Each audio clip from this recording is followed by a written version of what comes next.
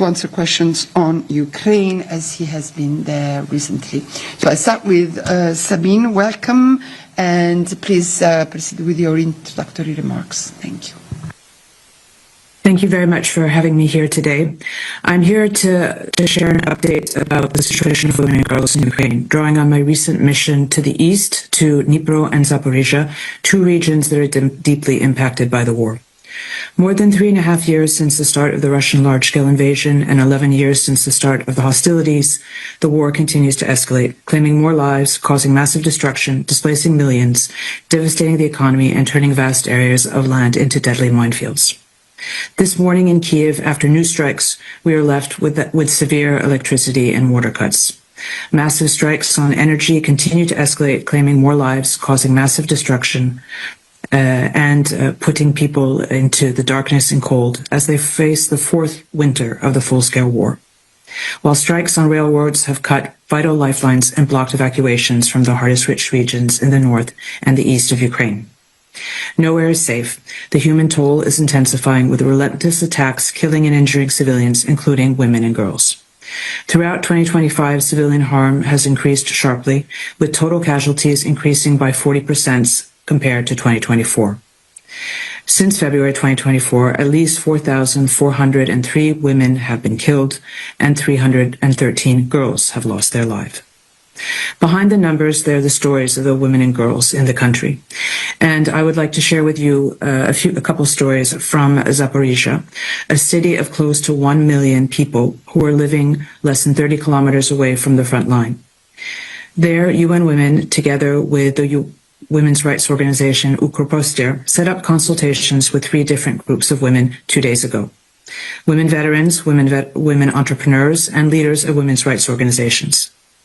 Their stories were incredibly powerful and showed how women have specific needs in the humanitarian response and recovery, which need to be considered in our own planning and our financing. These women do not easily fit categories of victims or heroes. For example, Olha Bielus, a woman of about 60 years old, is a war veteran, a wife of a deceased soldier, and a mother of a current soldier. She has huge needs, especially concerning mental health. But at the same time, she is continuing to organize. She is particularly organizing for the rights of women veterans in Zaporizhia and beyond. Another woman who I met, Natalia Voronovska, is an IDP from Mariupol. She used to have a business doing interior decoration, which has been destroyed. And as an IDP in Zaporizhia, she has now set up her own company to create aromatic candles. She is seeing candles as being a beautiful symbol of warmth, peace, and light amongst the attacks that are happening today in Zaporizhia. These 2 women and the women that are living in places like Zaporizhia are on one hand in desperate need of humanitarian assistance, but on the other hand, they are also starting to lead the recovery. Tomorrow, on October 11th, we will also be celebrating International Day of the Girl Child. Yet in Ukraine, an entire generation of children is being deprived of education. 4.6 million children continue to face serious barriers to learning. Ukraine is building underground schools, for example, in Zaporizhia, but this is not enough to meet the need. The crimes that are being perpetuated in Ukraine leave deep and lasting wounds not only on survivors, but also on their families and communities. This week, we also celebrated the Women, Peace and Security Resolution 1325 and commemorated the 25th anniversary of the Women, Peace and Security Agenda. At the Security Council, UN Security Council General Antonio Guterres said, "We need protection, enforcing zero tolerance for violence against women peace builders and human rights defenders, and accountability for those responsible for all acts of gender-based violence, including conflict-related sexual violence." In Ukraine today, women are, on one hand, continuing to suffer from the attacks, but on the other hand, they are playing a leadership role in the humanitarian and the recovery response. Yet, they face tremendous barriers, and particularly barriers to financing. Less than 1% of all recovery assistance coming to Ukraine is prioritizing gender equality in women's empowerment. Yet, what we see in cities like Zaporizhia, which has an acting mayor who is a woman, we see that women are organizing and that they greatly need additional support to be able to continue the work that they are doing. Now is the time to stand up with women and girls in Ukraine with greater commitment than ever. Together we can ensure they endure this war with resilience and emerge as empowered leaders that can shape Ukraine's gender-responsive recovery, just and equal future. Thank you. Thank you very much, Sabine. That's really appreciated. I'll give the floor now to Birgit. Yes. Thank you so much. Thank you for having me. And thank you for the former speaker also to talking about the situation in Ukraine. I'll continue. And today the world is marking the World Mental Health Day. And the theme for that is mental health in humanitarian emergencies, just what we have just heard about.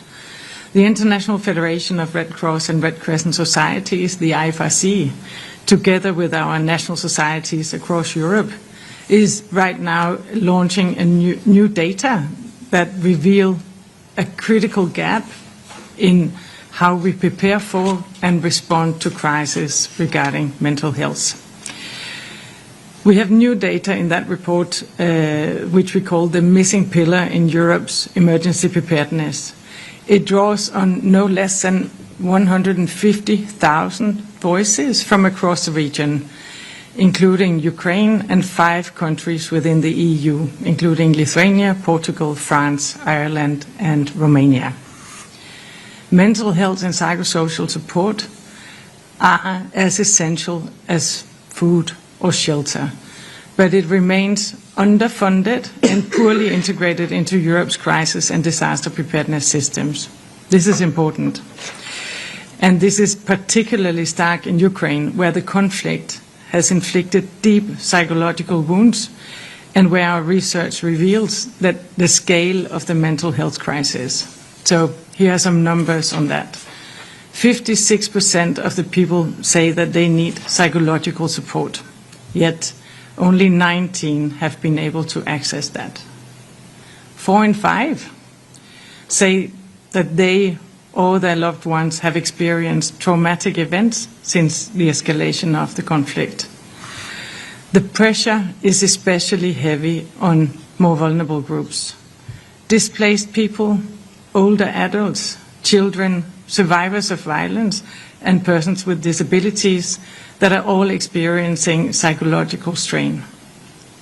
People told us that safe spaces and childcare were critical to recovery, lifelines that restore daily routine and can reduce stress. These are the daily realities, and if you think about this night's latest developments in Kiev and many other cities in Ukraine, they are the daily realities for families facing uncertainty, but also for volunteers that are offering help and for communities that are still stuck between responding to ongoing bombardments and trying to recover to some kind of normalcy. Across Europe, our findings also show that we are not mentally prepared for the next crisis. Only 1 in 7 people feel mentally ready to face a sudden crisis, such as conflict or disaster. In most countries surveyed, more than 1 in 5, or more accurately, 23%, people said that they worry about crisis daily or weekly, a level of ongoing stress that affects the well-being in itself. On the good news side is that people really want to help. 4 in 5 respondents said that they would be willing to offer emotional support to someone struggling, but nearly half fear that they will be the ones to make things worse for the ones they help. 6 in 10 said that with some basic training they would feel much more capable of helping others. So those are the good news. And what we've seen what happens when we invest in critical mental health gap. Across Europe and Central Asia last year, the IFRC network delivered 2.4 million mental health and psychosocial support services. This is part of a 9.4 million receiving support around these services globally. In Ukraine and in neighboring countries, we launched the largest ever mental health initiative where our team supported millions affected by the conflict, including through helplines, counseling, group sessions, and training in psychosocial first aid. Sorry, that is psychological first aid. We've also trained tens of thousands of first responders, including our volunteers, teachers, health workers, and civil protection staff, to provide psychological first aid and basic psychosocial support. These skills strengthen both immediate response and long-term community resilience. When people receive early, practical mental health support, it reduces distress. It prevents escalation and helps families recover faster. It also eases pressures on the health systems. So our report offers a clear call. Mental health should not be a missing pillar across Europe. Indeed, it is a critical component to crisis preparedness and response, and it's a gap that we urgently need to close. And as the conflict in Ukraine continues, it shows what is at stake. Behind every destroyed building, there is also this invisible ruin, the toll on people's minds and hearts. And rebuilding must start there too. Invest early, act locally, and recognize that every conversation, every act of care helps societies withstand the shocks ahead. Thank you very much, and happy to take questions. Thank you very much, Birgit. And I'm just looking to the list of speakers. I wonder if Christian, maybe Dr. Fahmi Anna would like to intervene now, if isn't connected.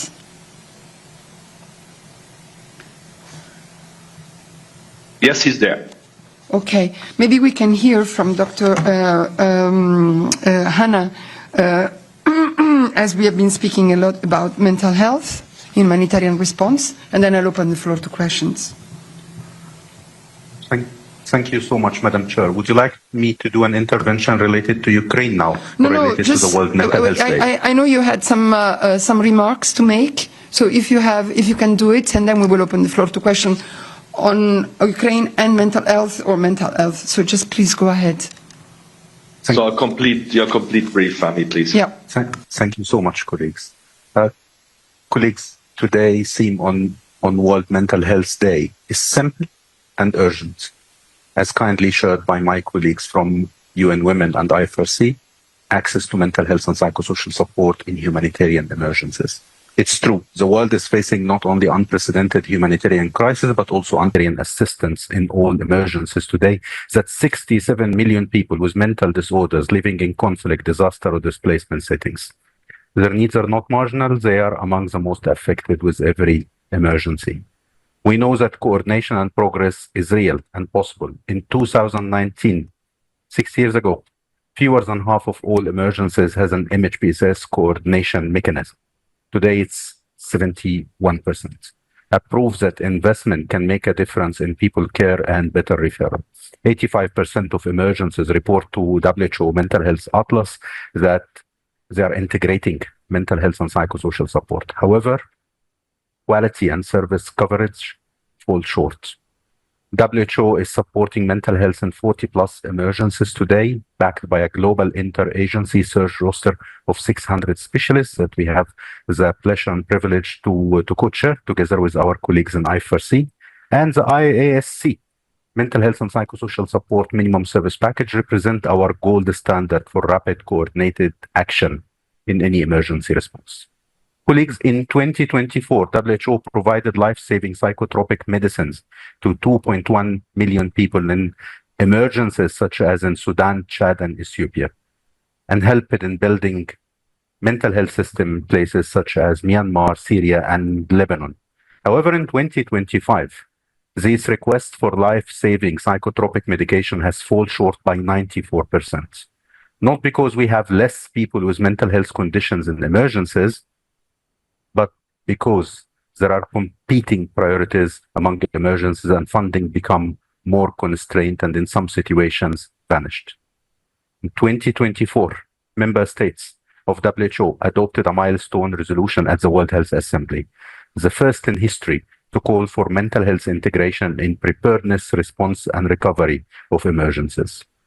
Colleagues, the most powerful aid can be a safe place to tell a story. The most common condition in emergency is not a physical wound, but grief.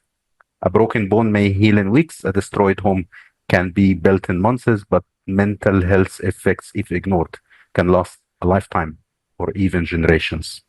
People cannot survive, as my colleague in IFRC said, on food, water, and shelter and all. With mental health and psychosocial support, people can cope, recover, and heal. Access turn numbers into neighbor, a parent who sleep again, a child back in class, a responder who can keep serving, measuring success by those who find care. Colleagues, for all humanitarian responders, we need to integrate mental health into operations. To all governments, we need to invest in mental health preparedness, it pay back in well-being and economic recovery. And finally, to funders, mental health and psychosocial support is a life-saving measure. WHO World Mental Health Day page today include feature stories, resources, social media asset, videos, and most importantly, stories from the front lines in Afghanistan, Syria, Myanmar, among others, showcasing work of scaling up and building back better, sustainable mental health care during and after emergencies. Colleagues, let's ensure together that we renew our commitment today for the value of mental health. I wish all of you health, safety, and mental well-being on the World Mental Health Day. Thank you very much. And on the same note, I would like to also recall that we've just distributed the message of the Secretary General for World Mental Health Day. You have it in your mailboxes. So I'll open the floor to questions, but I would like please to ask you if you can prioritize the question on Ukraine, and then also we will take mental health just after. So I'm looking at Robin, Agence France Presse, please. Good morning. This is a question for Sabine Fraser. The rise in civilian harm this year that you spoke about, does that have a particular impact on women? And secondly, what is that rise in civilian harm down to? Is it just the volume of missiles and drones, or is it the actual targeting of civilians? Thank you. Sabine? Thank you very much for that question. What we have seen is, yes, the increase of civilian harm in terms of casualties, but what we've also seen is the increasing targeting of energy infrastructure and other forms of infrastructure. What happens when that occurs is that women are also disproportionately affected by that. We carried out a study earlier this year about the destruction of energy infrastructure and how that affects women in particular.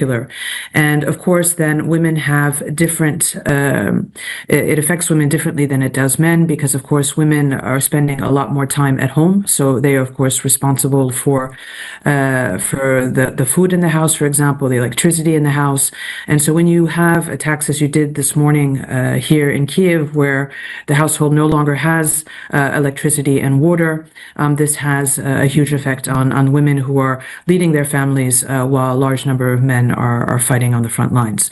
I would also say that the attacks on infrastructure in terms of transport has a huge effect on women. So also parts of the metro are not working today. Women tend to use public transport more than men. The effect on the trains, which we're also now seeing in the country. So yes, the attacks on the infrastructure are having a predominant effect on women in Ukraine.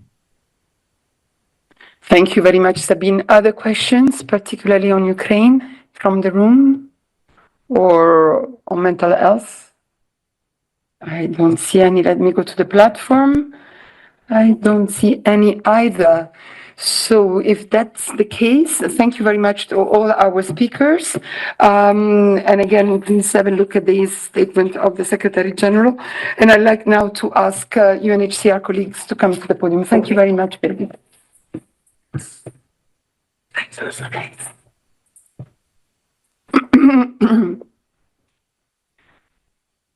So let me welcome Eugene, who has brought with us, yes, please, with her Abdurraouf Gnonkonde, I hope I pronounce it well, who is the UNHCR Regional Director for West and Central Asia. Sorry, Africa, I'm sorry. I'm sorry. UNHCR, so I start again. Eugene brought us Abdul Raouf Nonkonde, the UNHCR Regional Director for West and Central Africa. And you're here to tell us about the international support needed to advance protection and solution for the forcibly displaced in the Sahel. You have the floor, sir. Thank you. Yes, please. Well, good morning, and thanks for having me this morning. About 4 million people are now displaced across Burkina Faso, Mali, Niger, and neighboring countries, around 2/3 more than 5 years ago, reflecting insecurity, limited access to services, a livelihood, and the effect of climate change. While most displaced people in the region remain within the countries, cross-border movements are becoming more frequent, pressuring host communities and national systems. This onward movement highlights the urgent need to expand assistance and enable people to remain closer to home and avoid dangerous journeys. The insecurity across the region is exposing people to violence, forced recruitment, movement restriction, and arbitrary detention. Women and children represent 80% of the forcibly displaced population in the region, and gender-based violence remains a critical and pervasive concern. According to the West and Central Africa Interagency Protection Monitoring System, the number of people impacted by related incidents has significantly increased this year. Over 14,000 agents, and gender-based violence remains a critical and pervasive concern. According to the West and Central Africa Interagency Protection Monitoring System, the number of people impacted by related incidents has significantly increased this year. Over 14,800 schools had closed in the region by mid-2025, leaving 3 million children without access to learning or safe space. Forcibly displaced youth face increased protection and livelihood challenges, including forced recruitment, trafficking, and limited access to job opportunities, increasing the risk of taking dangerous journeys beyond the region. Across the region, over 900 health facilities have been also forced to close, leaving millions without critical care. Food insecurity has become a growing driver of displacement. The share of displaced people and host community members citing food insecurity as a cause of the movement has doubled in recent years. Climate-related shocks further amplify risk, intensifying competition over scarce natural resources such as land and water, creating additional barriers to peaceful coexistence and social cohesion with host communities. UNHCR priority is to strengthen protection, inclusion, resilience, and solutions, supporting states but also communities to manage displacement while fostering stability and self-reliance. However, humanitarian access and funding are both strained. In the Sahel, humanitarian needs have risen sharply while resources have declined significantly since 2022. In 2025, UNHCR requires $409.7 million to cover humanitarian need in the Sahel countries. But so far, as of today, only 32% have been raised. Critical activities, including registration, documentation, education, health, and shelter, have been drastically impacted. Over 212,000 refugees and asylum seekers in Burkina Faso, Mali, Niger are not yet registered, limiting their access to essential services and heightening their risk of arbitrary detention and harassment. Despite these challenges, communities across the Sahel demonstrate resilience and solidarity. UNHCR data shows that in Mali, 90% of the displaced people feel a strong sense of integration, with local communities generously sharing land and resources. In Burkina Faso, local conflict resolution mechanisms support coexistence between displaced and host population. All Sahel countries are parties to 1951 Refugee Convention and its 1967 protocol and have adopted national asylum laws that provide a framework, a legal framework for refugee status determination and inclusion. including the right to work and freedom of movement. All have also ratified the Kampala Convention on Internal Displacement. UNHCR is calling for a renewed and strengthened international commitment to address the crisis in the Central Sahel. Countries in the region cannot face these challenges alone. Protecting millions of displaced families and securing a safer future demands more than words. It requires unified, sustained international action and true solidarity with the Sahel people. I thank you. I thank you very much, Abdulraouf, and I would like now to open the floor to questions. This is really an important situation and we don't put enough light on, so it's an important occasion. Let me see if there's any question. Robin, Agence France Presse. Good morning. Those 4 million people that are now displaced across the Sahel region, why is it that people are mostly staying within their own national borders? Are there any patterns that you've picked up as to why people are not leaving the country entirely but staying within the country?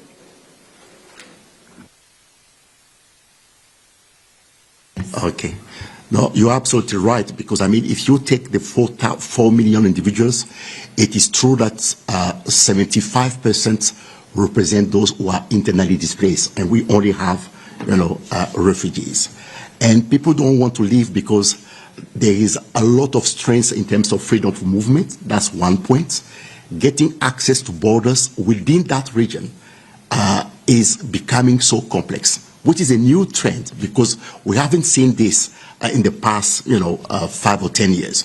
So countries are also, the states in the countries, the neighboring states are also afraid because of, the terrorism activities. So they are afraid.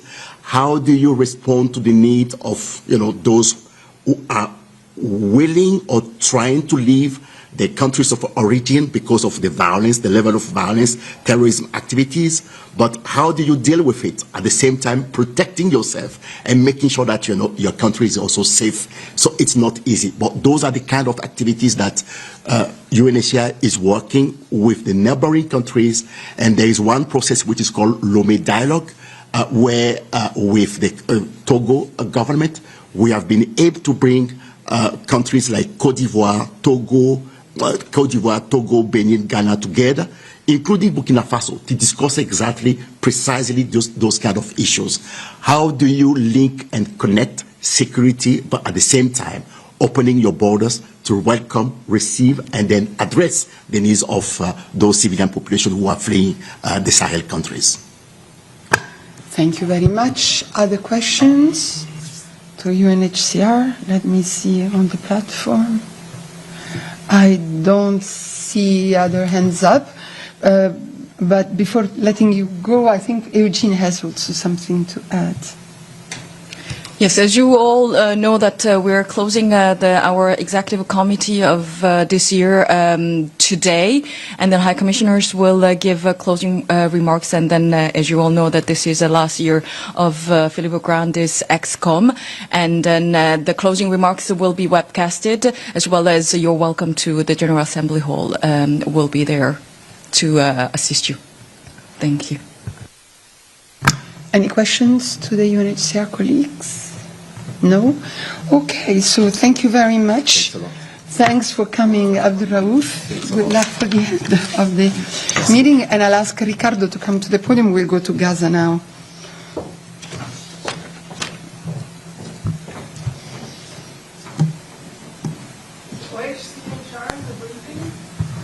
Sorry? OHCHR is connected, so if you have question, Tamin is connected, yeah, absolutely. And so is Christian, and then we will also, in fact, we also have, as we have put you in the agenda, Juliette Touma, who is connected. She's there to answer questions, if any. So I'll start with Ricardo. Welcome, Ricardo. Just go ahead. Thanks, Alessandra. Good morning. Let me begin by sharing the reaction to yesterday's news of this agreement to secure a ceasefire and the end of war in the Gaza Strip from 2 children who UNICEF spoke to in Deir el-Balah, southern Gaza. Their words are far more powerful than anything I can say today. My Sara is 13 years old. He said, "I felt happy the moment I heard the news about the ceasefire. Finally, I will return to my city in the north because, like all children, we are tired of war. We want to live our childhood again. What makes me even happier is that I will no longer suffer from hunger. I will hug the soil in my city because I missed it too much. Returning to my city means going back to school and to our normal life." Rasha is also 13. She said, "I miss my cousins, and we want to go visit them in the cemetery in East Bureji camp. And we want to see our families in Gaza. Since the ceasefire was announced, we have all been happy." These are just two of the more than 1 million children who have been waiting for this day for more than 2 years. 2 years of unimaginable suffering. The news of an imminent ceasefire brings a much-needed, long overdue glimmer of hope for them and their families. This hope must be met with immediate, urgent action. It is critical that all parties to the conflict do absolutely everything they can to ensure the deal is implemented, sustained, and leads to lasting peace. In the hours until the ceasefire is officially announced and takes hold, children must be protected. The ceasefire will bring hope that the killing and maiming of children might finally stop. Over 64,000 children have either died or been injured due to attacks by Israel's military. Around 25% of them have potentially life-changing injuries. UNICEF is ready. The aid must flow. Israel must open as many entry points as possible. The situation is critical.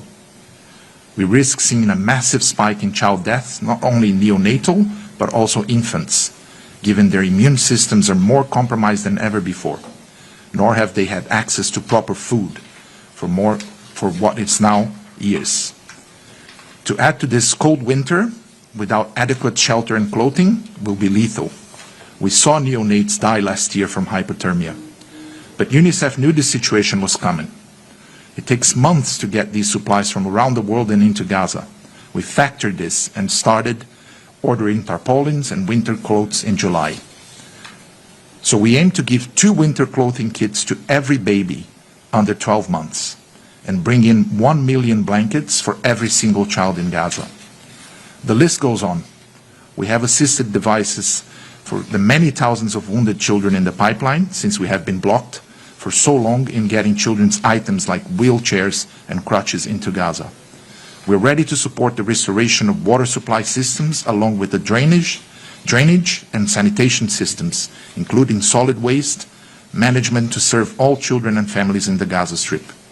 And of course, nutrition. As an ultimate priority, the deal should be used to avert malnutrition and the extension of famine across the Gaza Strip. UNICEF has the capacity to swiftly improve the nutrition status of 50,000 children below the age of 5, who are at high risk, and 60,000 pregnant and breastfeeding mothers. We have been doing it in the past months, but we need to be able to flood Gaza with nutrition supplies and treatment. A genuine ceasefire must be more than words. It must be sustained and respected, placing children's rights at the very center. This means opening all crossings for humanitarian aid and ensuring that every child, from north to south, is reached with the essentials for survival. Humanitarian relief is only the beginning. Children in Gaza also need schools reopened, play spaces restored, and time to heal from unimaginable trauma. This ceasefire must create conditions for both emergency and long-term aid. Recovery, so children like my Sara can reclaim their childhoods. It will be a long road. Thank you. Thank you very much, Ricardo. And I'd like to also call your attention on the media stakeout that the Secretary General gave yesterday after the announcement of the agreement, as well as the press conference by Tom Fletcher yesterday. Sorry, to your colleagues in New York, who has been very going into very many details on what the UN needs and what the UN can do. So please have a look at those. documents too. And as I said, Juliette and Tamin are also on the line to answer your questions. So I'll open the floor to questions to the room now first. Olivia, Reuters. Thank you very much, Ricardo and Juliette. A fair few questions, if I may. Ricardo, could I just get some clarity? You're saying risk of seeing young children dying as we go into the ceasefire, which is soon to be finalised. Can you just maybe give some more detail on why that would be? And perhaps you could also just explain some of the logistical challenges you face now getting the aid into Gaza in terms of, unexploded ordnance, things like that, on the ground. And also just a question in terms of roles. This is both for you and Juliette. You were mentioning the need for all crossings to be open for full aid to flow through, but do either of you have any clarity on whether every UN agency will be involved in that effort? And specifically, question for Juliette, what is UNRWA's role? Can you please spell that out clearly to us under this ceasefire agreement? And also just an additional question, if I may. We understand there's been some reports of GHF dismantling a couple of its feeding points in Gaza. Just wondering if you had any further detail on that from what you've heard. I'll start with those. Thank you. Thank you, Olivia. I'll start with Ricardo, then go to Juliette. Excuse me. Let me start with the last questions. I don't have any information about the GHF. I think we'll see a lot of change across the Gaza Strip with this new ceasefire plan and how the UN's role will hopefully increase and go back to what it always was with the efficiency and sustainability that we've always kept across the Strip for many decades. In terms of the logistics, it's still early days. We don't have enough details yet as to how UNICEF will be part of this new response on the ground with the ceasefire, but we've seen earlier this year when we had a ceasefire what we can do just in a couple of months of peace, and when the guns go silent, all the numbers that we're concerned about now in terms of child malnutrition, children with preventable diseases going to the hospitals with very low immunity, the issues of protection, all these issues improve very quickly, and the Palestinians have a very quick way to pick up and use that resilience to start rebuilding their lives. So we will see changes coming very quickly, but I'm afraid I don't have a lot of details in terms of the logistics, but with the corridors open, as many as we can, even the ones that have been closed for way too long, that is an essential step, and that is what we will continue to call for those crossings to be open as soon as possible so we can flood Gaza with aid that has been way below the needed scale for too many months. And finally, on the children at risk, as I said, their immunity systems are so low now because they haven't been eating properly and recently at all for way too long. We're talking about many months, if not nearly 2 years of not enough nutrition supplies getting through, commercial goods not being consistently allowed through the Kerem Shalom crossing or other crossings. So children are not getting enough nutrients, because it's not only about calories with children. They need to have the right vitamins and the nutrients to develop and be able to cope with temperature changes or just virus outbreaks, preventable diseases, etc. And in Gaza, they've been very vulnerable for over 2 years now. So specifically on malnutrition, the 50,000 children at risk have acute malnutrition, so they need to be treated immediately. So with the ceasefire, we hope we can get the therapeutic treatment that they so desperately need as soon as possible. Just yesterday, as an example, UNICEF had a successful mission to the north, to Gaza City, to rescue 2 babies who were in incubators and fighting for their lives, but luckily, with the hard work of colleagues and health workers on the ground, they survived and they got reunited with their families today after 15 hours yesterday trying to get the mission through because, you know, the situation on the ground was still very, very unstable, and kinetic activity was taking place, a lot of violence. So I hope this is just an example of what will come after the ceasefire is fully implemented. More children being treated, more children protected, less death, less horror for them, and that's what we're hoping. Thank you. Thank you very much. And I really would like to welcome Juliette Touma for UNRWA. Juliette, you have the floor if you would like to answer Reuters. Absolutely. Thanks. Hi, Alessandra. Hi, everyone. Olivia, thank you for the questions. From our side, there is little information available on the details or how the agreement will be implemented. However, we call for all crossings into Gaza to be open immediately so that humanitarian supplies can flow into the war-torn enclave. At UNICEF, at UNRWA, we have supplies that can fill 6,000 trucks of aid. They are in Jordan and they are in Egypt. Since the last time I spoke to you, we've not had any progress to move those supplies into Gaza. As a reminder, we have food that can be provided to the entire population, sufficient for 3 months, and this is absolutely critical in controlling the spread of famine, which has been confirmed in Gaza City. So this food from UNRWA is critical for averting and controlling famine. On the role of UNRWA, we do not have any details. We have been banned by the Israeli authorities from bringing in any supplies into Gaza since March 2025, so that's more than 7 months. The same supplies that I mentioned to you, that also have medicines, by the way, for the UNRWA clinics that continue to be open in Gaza, and also for our mobile health points that are spread across the Gaza Strip. So if we need those supplies to get in, also because they have medicine. They also have other basics like 1 million bar of soap, as an example. We have hygiene supplies, including sanitary pads for women and girls. And we all know that this has been in very, very short supply.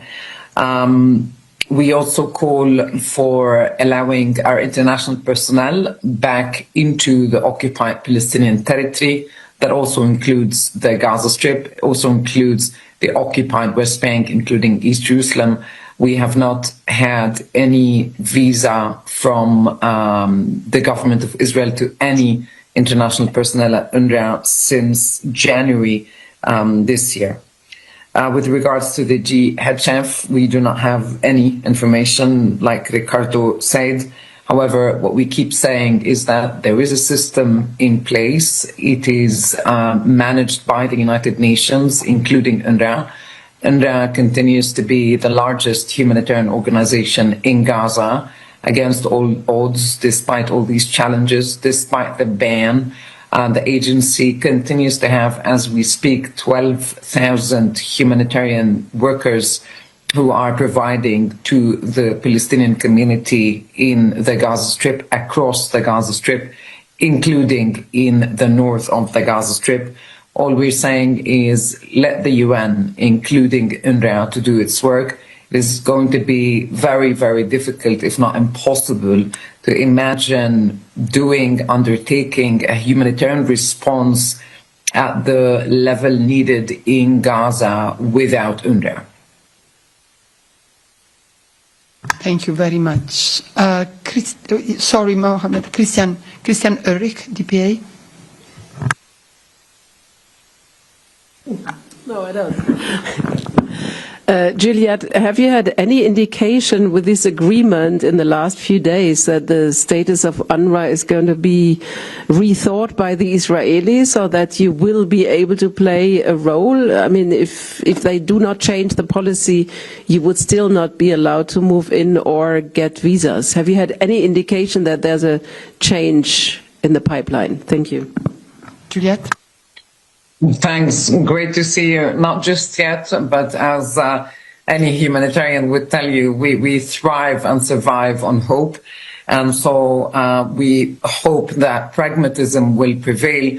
I tell you also why, also because of the role that UNRWA can play in bringing children back to education. You see, in Gaza, there are 660,000 boys and girls who have not been to school for the third year in a row. And now, before the war, half of them used to go to UNRWA schools. We have, as an example, 7,000 teachers among our cohort of staff who are ready to help children return to education. And so that is going to be absolutely fundamental, not only because children must go back to school to overcome the trauma and the shock and to reconnect with whatever is left of their childhood, but also to get the education, the learning skills, the life skills that they are going to need, that Gaza is going to need when peace eventually comes back to the war-torn enclave. These children are going to be key for rebuilding the future of Gaza. Mohammed, another one. Okay, thank you so much, Juliet. My question is will be about a humanitarian aid as well.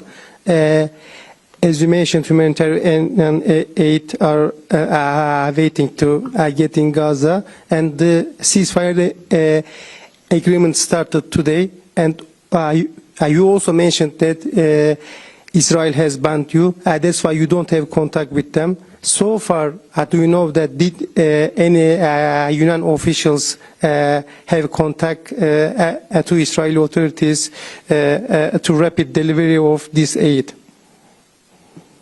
Juliet? Yeah, thank you. The short answer is no, I don't know. And as far as we know, with regards to your first part of the question on the ceasefire, the airstrikes have continued based on an interaction I had with colleagues in Gaza this morning.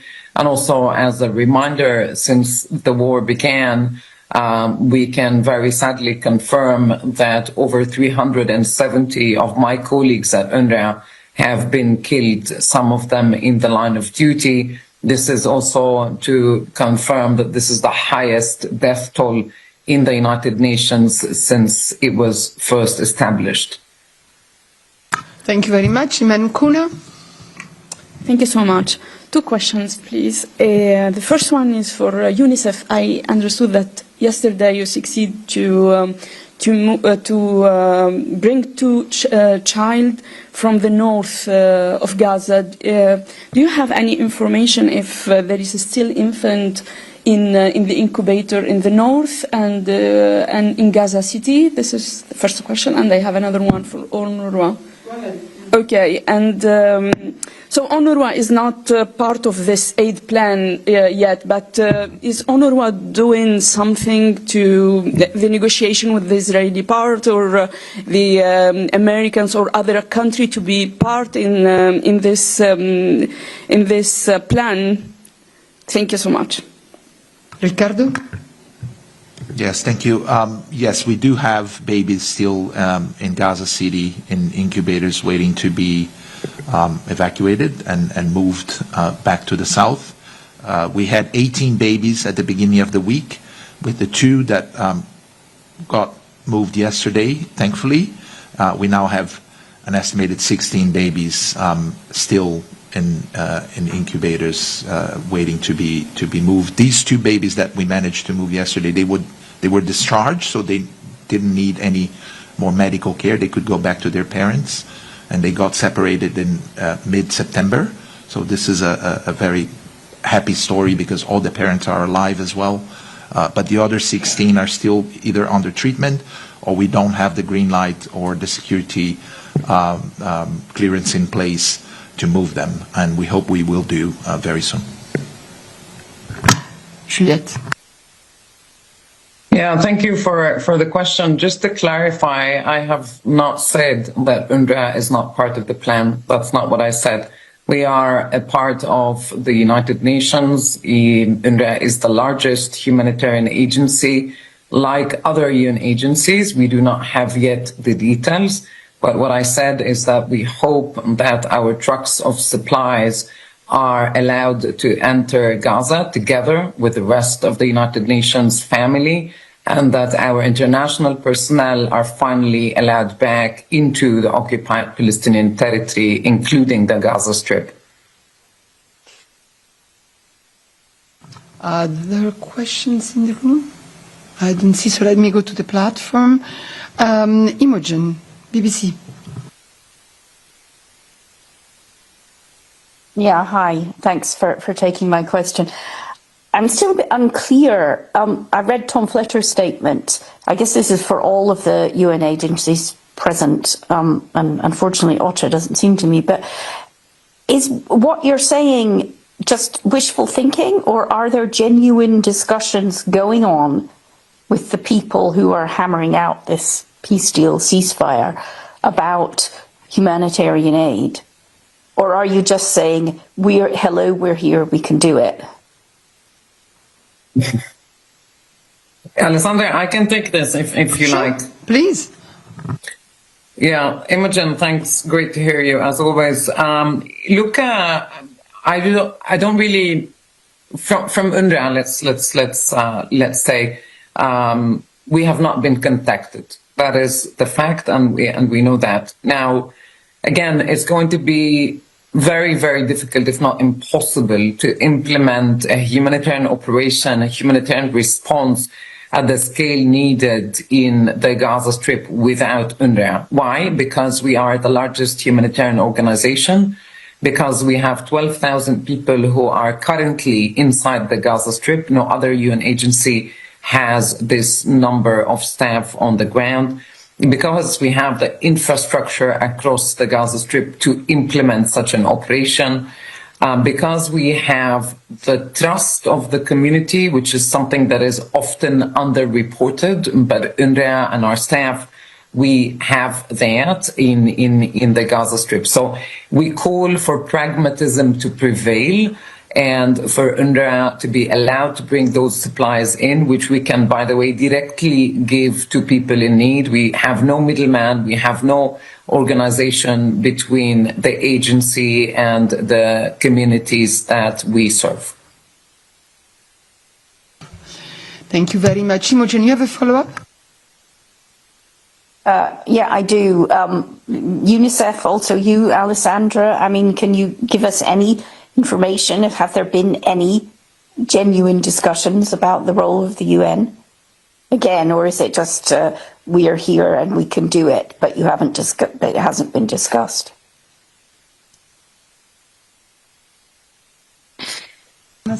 I can speak for UNICEF. Yeah, and I can then complement. Go ahead. Yeah, similarly to what Juliette just said, we, as I understand, we haven't been officially contacted or asked to join any discussions as to when and how the UN will be part of this plan. But as Tom Fletcher said yesterday, obviously this is something that will happen.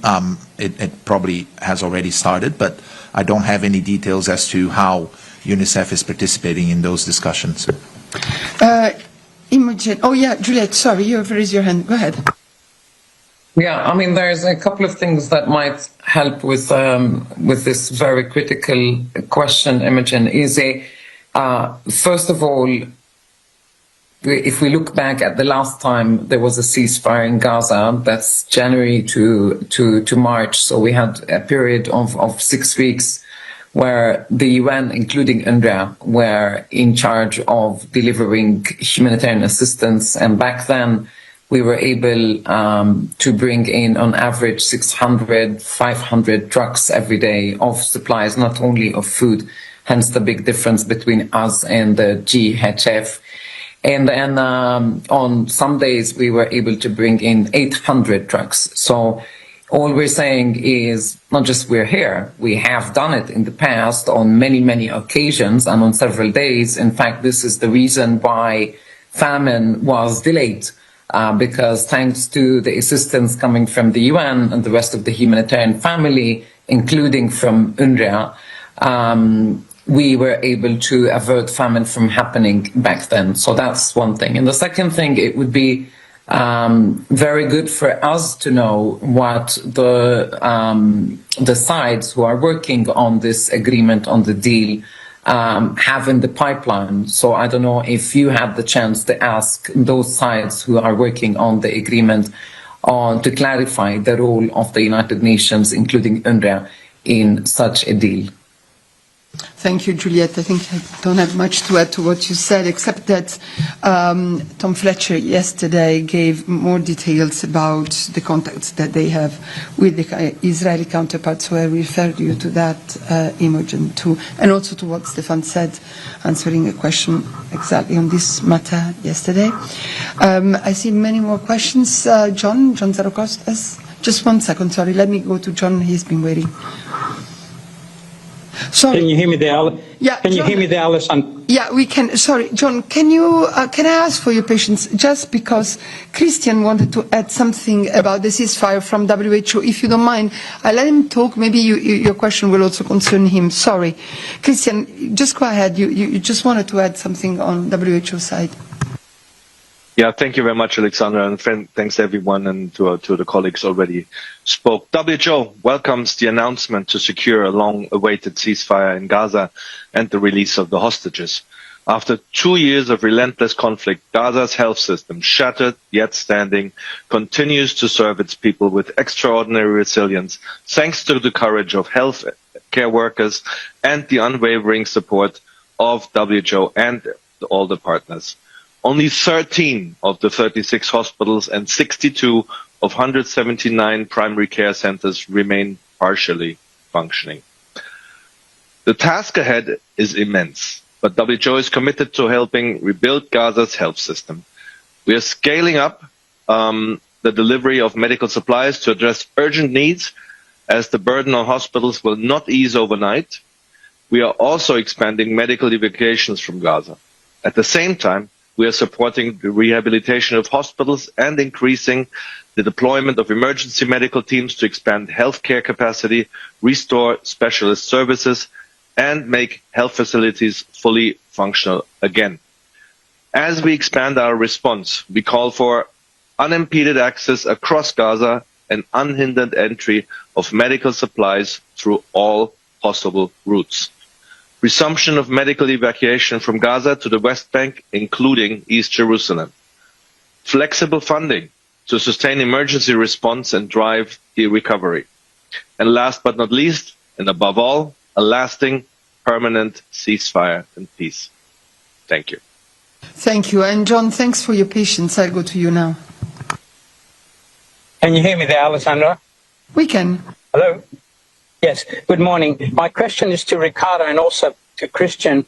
I was wondering if, following up to what Imogen said earlier, if there is a planned meeting of the Interagency Standing Committee at the principals level by Tom Fletcher to coordinate with all the humanitarian and international agencies on the humanitarian relief. And Juliet, that's relevant, I think, to UNRWA as well. Thank you. Indeed, yesterday Mr. Fletcher made a declaration on the indispensability of UNRWA in delivering the operations across to get to Palestinian civilians. Ricardo, and then maybe if Juliette wants to add anything, or Christian.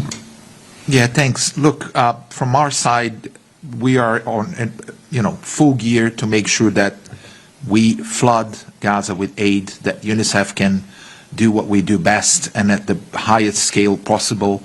And surely these discussions are happening at the highest level as well with other UN agencies. I just don't have any granular information of when or where these discussions are happening, because this is all very relatively recent. But indeed, they're happening, and we hope that solutions and actions will start rolling out very soon.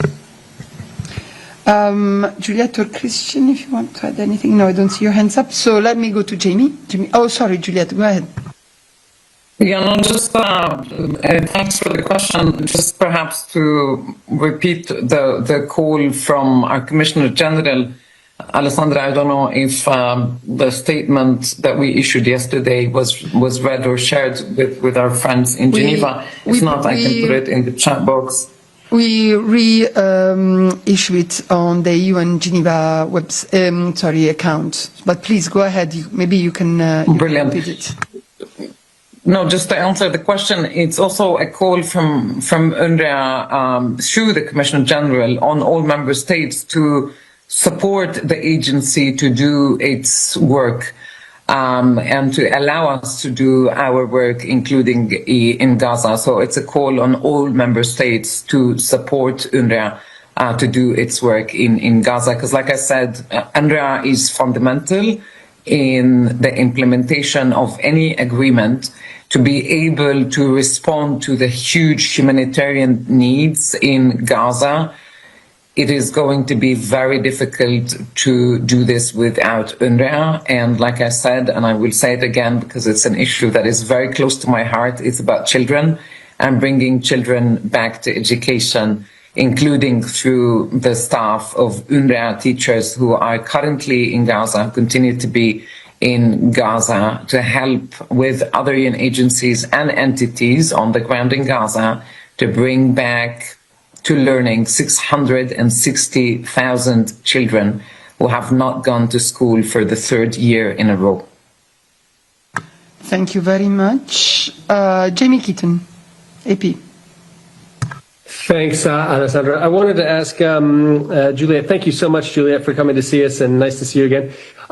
Could you tell us, following up on the earlier questions from Imogen and John, we heard from Fletcher yesterday that there is contact between OCHA and COGAT. I wanted to know what specifically UNRWA's connection is with COGAT. How frequently are you talking to them?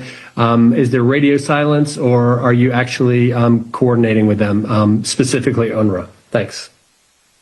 Yeah, thanks, Jamie. There's no radio silence from our side, I can assure you. We continue to be in touch with the Israeli authorities at the different levels. We, however, do not get a response back. This has been the case since the Israeli parliament bill came into effect. That was at the end of January this year, where, according to the bill, there's a no contact policy between the Israeli authorities and UNRWA. However, we continued to write and correspond at different levels of the agency with different parts of the government of Israel. Thank you very much, Juliette. Olivia, Reuters. Thank you again. I just would seek your comment, please, both of you, Ricardo and Juliette, about, I mean, we've heard from one Israeli security source suggesting that around 600 trucks a day could be getting into Gaza. Previously, Juliette, you were mentioning 800 trucks getting in under UNRWA's leadership. So I'm just curious to know what you both make of that figure, and roughly how much would you be expecting and needing to get in? If you could give us a sense of scale of the need, that would be great. Thank you. Yeah, let me have a stab on this. So basically, what we've been saying across the UN, not just at UNRWA, is that Gaza needs 500 trucks every day. That's been our assessment since the beginning of the war, and that's based on the trucks that used to come into Gaza before the war began. Gaza was under a blockade, as you know, Olivia, for about 17 years and depended very heavily on imports coming from outside. So the average, at the minimum, is 500 trucks. Now, going back to the ceasefire, UNRWA was doing this not alone, the 600, 700 trucks, 800, and I'll explain in a minute. We did it together with the rest of the United Nations family, of course, with WHO, with UNICEF, with WFP, and with other humanitarian agencies. UNRWA played a very big part in that, that's right, but we didn't do it alone. And so on average, what was coming in during the ceasefire was from 400 to 800, and then I ask that we don't fall in the trap of counting trucks and how many trucks, because we've all become sort of truck experts over the past 2 years, and that's not the story. The story is that there's loads of humanitarian needs in the Gaza Strip. To respond to those humanitarian needs, you're going to need the United Nations, including UNRWA. People in Gaza, they've lost everything, they need everything. People have been displaced on average 9 to 10 times a day, including, by the way, our own staff. So there is no question that Gaza needs to be flooded with humanitarian assistance, and that must be done through the United Nations, including UNRWA. And I see Olivia nodding. Thank you. Christian, sorry.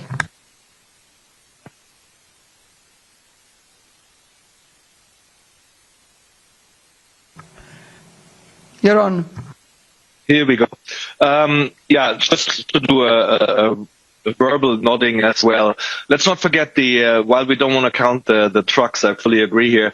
The 600 trucks mentioned before many times, they came in peacetime to Gaza. They came into a practically perfectly functioning society apart from the supplies that were needed on a daily basis. Now we have a shattered Gaza, shattered lives, shattered buildings, shattered healthcare. That's why we need to flood the place, as we have all been saying multiple times, with supplies, medical, food, life-saving, fuel, and so on and so forth. So yeah, let's not count the individual trucks. Let's just flood the place. Absolutely. Thank you very much. I think this was the last question. I don't see other hands up. So I'd like to thank you all very much. Thanks, Ricardo, Christian, and above all, Juliette, for connecting from Amman to answer the questions of our journalists. Thank you so very much. That brings us to the end of our... Yeah? For whom? After Gaza. Okay. Okay. So thank you very much. Since this was our last subject, I give you the floor, Christiane. Thank you very much. I was hoping that the High Commissioner of Human Rights has a comment on the Nobel Peace Prize going to the Venezuelan lady. Thank you. I wonder whether Tamin is connected. Yeah, Tamin, please. Of course, we have, as I'm sure you've seen, the Nobel Peace Prize has been awarded to Maria Corina Machado for her tireless work promoting democratic rights for the people of Venezuela and for her struggle to achieve a just and peaceful transition from dictatorship to democracy. And of course, we congratulate the winner of this year's Nobel Prize.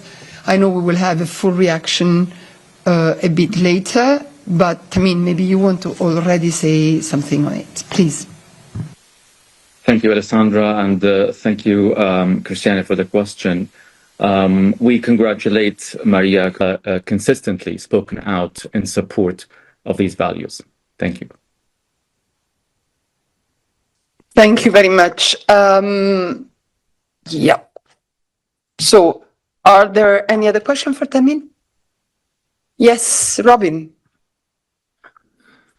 Hi, Tamin. Would you be able to give us a broader overview of the rights situation in Venezuela as it stands, to explain a bit more the context in which this award comes? Thank you.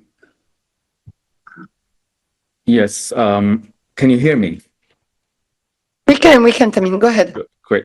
Thank you. Well, I think you have been following up on the work that our office has done on Venezuela. We have been reporting on the situation of human rights in Venezuela. We have been seeking to engage with all stakeholders, including, of course, the authorities, on different kinds of situations.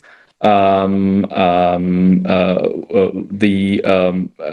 Human Rights Council has requested our office to provide regular updates, and our recent report is based on careful documentation following the established methodology, of course. So we reiterate this willingness of our office to engage in good faith with the government of Venezuela and all the stakeholders based on mutual respect. And we remain firmly committed to continue working to defend and protect the human rights of all Venezuelans, whether they are in Venezuela or abroad, and based, of course, on information and with the victims in the center of our work. Thank you. Thank you very much, Christian. Yeah, I wonder whether the question is about more about what is the situation in Venezuela? What is the problem with human rights in Venezuela? Thank you. Yes, thank you. Of course, it would not be very easy to resume the whole situation today in a few lines or in a short answer. But the bottom line here is that we need more engagement with the authorities. As you know, that the National Assembly of Venezuela voted in favor of declaring the High Commissioner persona non grata, and this is something that we have regretted. There are many human rights issues that need to be addressed in Venezuela. We can provide more details if you have any precise questions in this regard, but the bottom line is that our office needs to work and to engage with the authorities. Thank you. Thank you very much. Let me see if there's any question for you on the line. Yes, Jamie. Hi, Tamim. Thank you so much for coming. Just wanted to find out if your office has been in contact with Ms. Machado recently. Have you had any, connection with her out of human rights concerns? And if so, when was that and where? Thanks. Yes, thank you. I will need to get back to you on that specific point. Of course, our office is in contact with many stakeholders in Venezuela, many Venezuelan stakeholders in the country and abroad. But I will need to get back to you on this specific question about contact with Ms. Machado.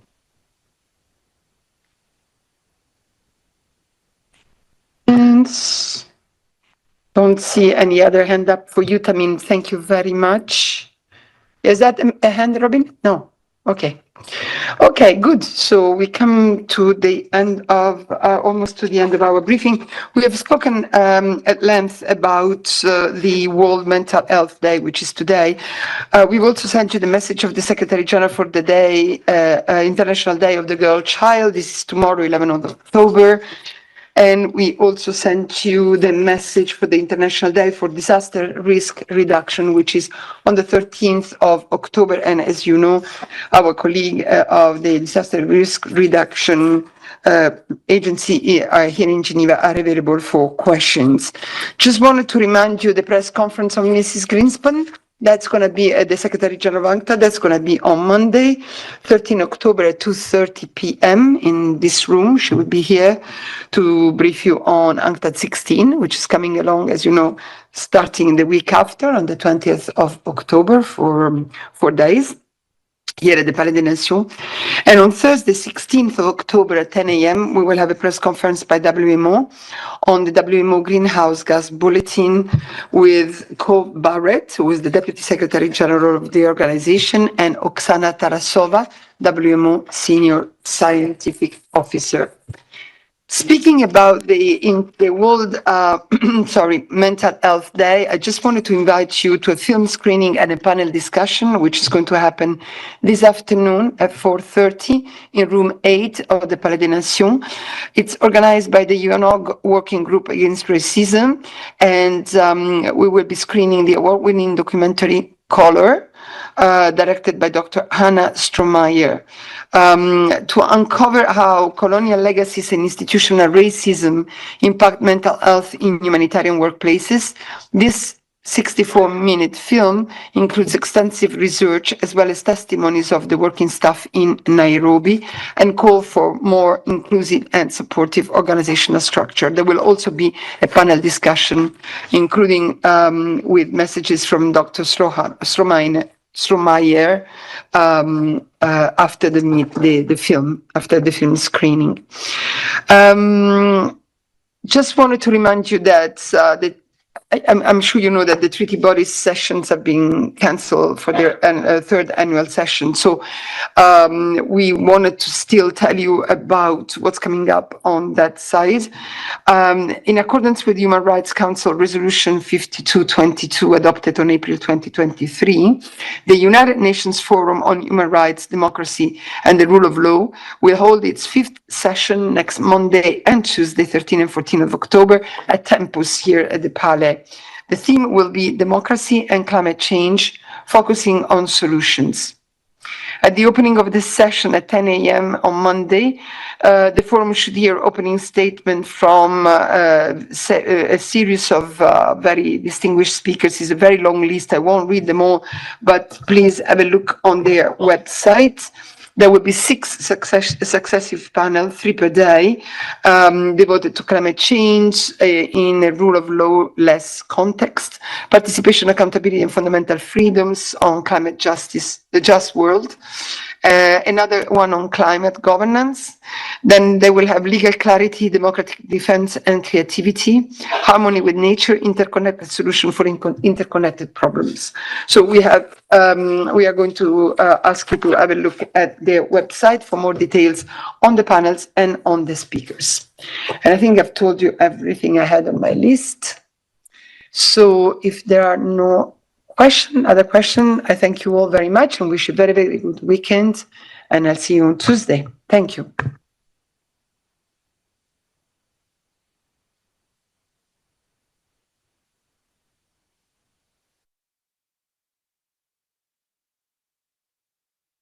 Press briefing of the United Nations here in Geneva. Today is Friday, 10th of October. We have quite a complex briefing, so I will start immediately with Ukraine. We have the privilege to have online Sabine Fraser, who is the UN Women representative in Ukraine.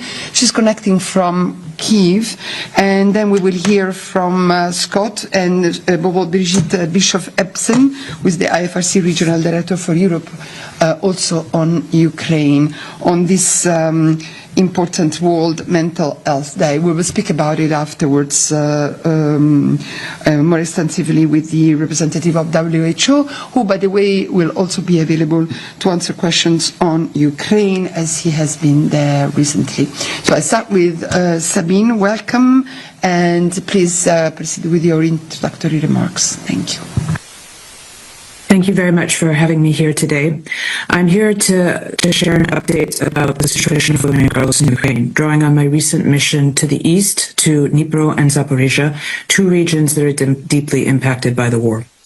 More than 3.5 years since the start of the Russian large-scale invasion and 11 years since the start of the hostilities, the war continues to escalate, claiming more lives, causing massive destruction, displacing millions, devastating the economy, and turning vast areas of land into deadly minefields.